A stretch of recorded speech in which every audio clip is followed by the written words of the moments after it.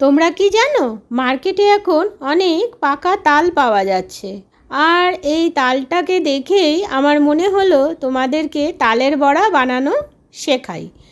আর বেশি দিন তো নেই জন্মাষ্টমী হতে, তো তোমাদেরকে প্রথমে তাই তালের বড়াটা বানিয়ে শেখাচ্ছি।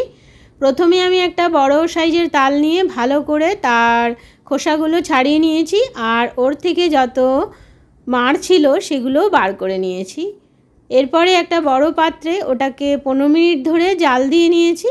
ওপর থেকে আমি এখানে 500 গ্রামের মতো পাটালি গুড় ইউজ করেছি। এখানে তোমরা দরকার হলে চিনি অথবা আখের গুঁড়ো ইউজ করতে পারো। তালের মাড়টা ঠান্ডা করে ওর মধ্যে আমি একে একে 1 কাপ আটা, 1 কাপ চালের গুঁড়ো, একটুখানি মৌরি, 2 চামচ নারকেল কোড়া আর একটু বেকিং সোডা দিয়ে ভালো করে মিক্স করে নিয়েছি। এরপরে আমি আলতো হাতে এটাকে ভালো করে থপথপ করে মেখে নিয়েছি, যাতে বড়াগুলো খুব ফ্লাফি হয় আর সফটও হয়। এরপরে তেলটাকে আমি ভালো করে গরম করে নিয়েছি। প্রথমে আমি তেলটা কতটা গরম হয়েছে ওটা চেক করার জন্য ছোট্ট একটা ফুলুরি ইউজ করেছি।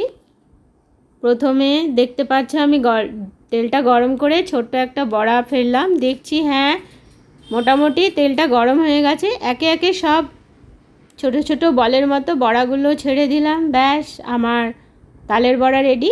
এটা আমি একটুখানি বানিয়ে প্রথমে ঠাকুরকেই দিয়েছিলাম।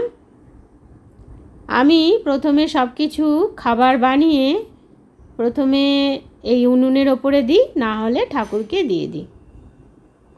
তাহলে বুঝতে পারছো, তোমরা তালের বড়াগুলো অবশ্যই বাড়িতে বানিয়ে ট্রাই করো। খুবই ইজি, একটু প্রথমে কষ্ট হয়, তারপরে খেতে তো ভীষণই মজা।